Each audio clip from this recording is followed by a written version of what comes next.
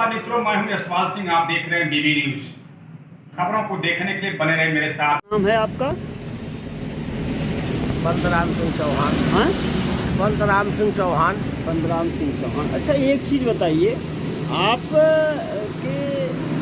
आप किसको पहले ये मुख्यमंत्री के रूप में देखना चाहते हैं, पहले ये बताइए। पहला भाई देखिए, इसका हम कई बार बोल चुके, अब हम मुख्यमंत्री में किसी को बोलना नहीं चाहते। हाँ, कौन होगा अभी तो 10 को मालूम हो जाएगा।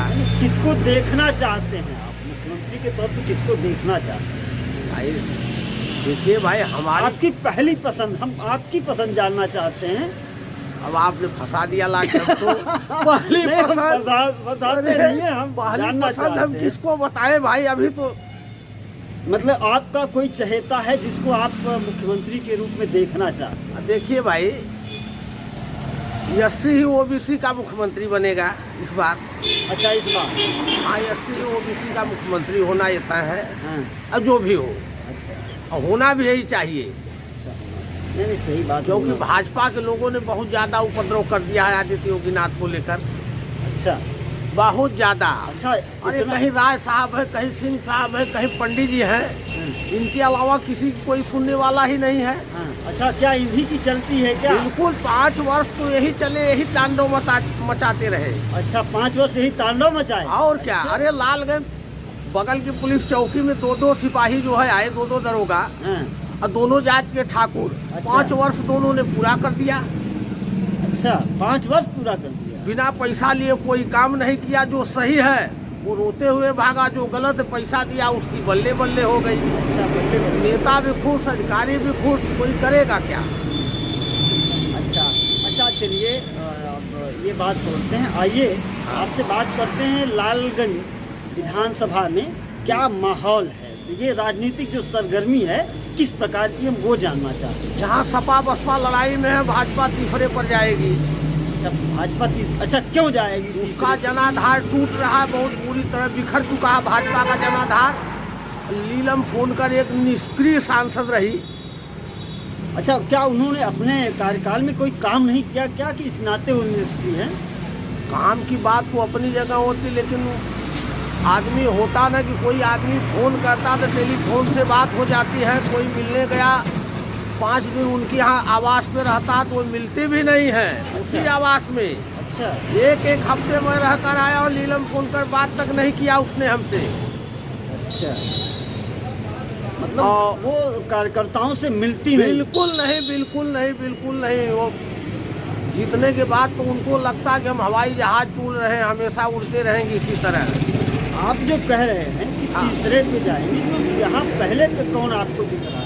भाई पहले पर देखिए, बीएसपी का जनाधार जो राजभर वोट बीएसपी को देता था, वो राजभर वोट इस समय समाजवादी के पास भाग चुका है अच्छा, लगभग। अब बीएसपी को संजीवनी भाजपा के अंदरूनी भीतर घात के चलते कुछ मिल रही है अच्छी। अच्छा, बसपा को? हाँ, बसपा को भी मिल रही है, सपा को भी मिल रही है, इसलिए यहाँ पर बीजेपी ही टूट रही है। अच्छा, अब भाजपा के नेताओं ने जो बोया है वही काटेंगे। हाँ हाँ, ये तो है ही है, जो बोएगा वो काटेगा। हमारे ही गांव की एक नेत्री है, वो अपने आप को कहती हैं कि भाई हम तो भारतीय जनता पार्टी के राष्ट्रीय कार्य समिति की सदस्य हूँ, लेकिन उनका कारनामा देखा जाए तो एक बूथ प्रमुख के लायक भी नहीं है वो। अच्छा, हाँ।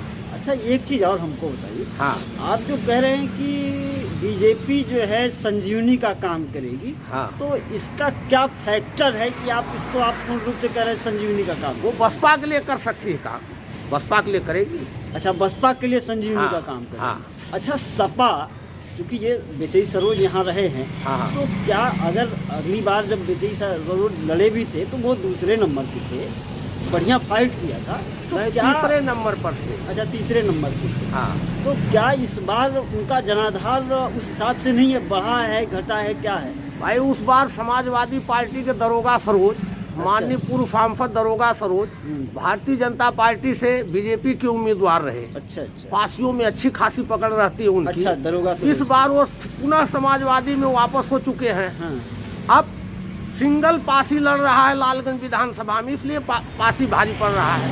अच्छा, बासी भाजपा में। अच्छा हाँ। ये बताइए, क्या दरोगा सरोज का जो वोट बैंक है, हाँ। क्या विजयी सरोज के साथ नहीं जुड़ा है इस बार?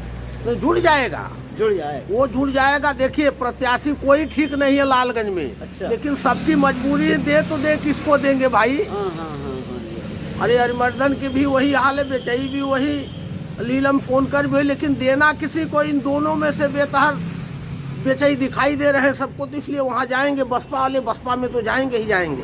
अच्छा, जो ये अरिमर्दन जी जो बसपा के विधायक रहे हैं, हाँ हाँ। क्या इनका जनाधार उस तरह से मजबूत नहीं है कि बीजेपी संजीवनी दे रही है? देखिए भाई, जनाधार मजबूत है, पूरी तरह मजबूत दिखाई दे रहा है। ओम प्रकाश राजभर के नाते इनका जो राजभर वोट खिसका है। अच्छा। इसलिए थोड़ी इनको दिक्कत हो रही है।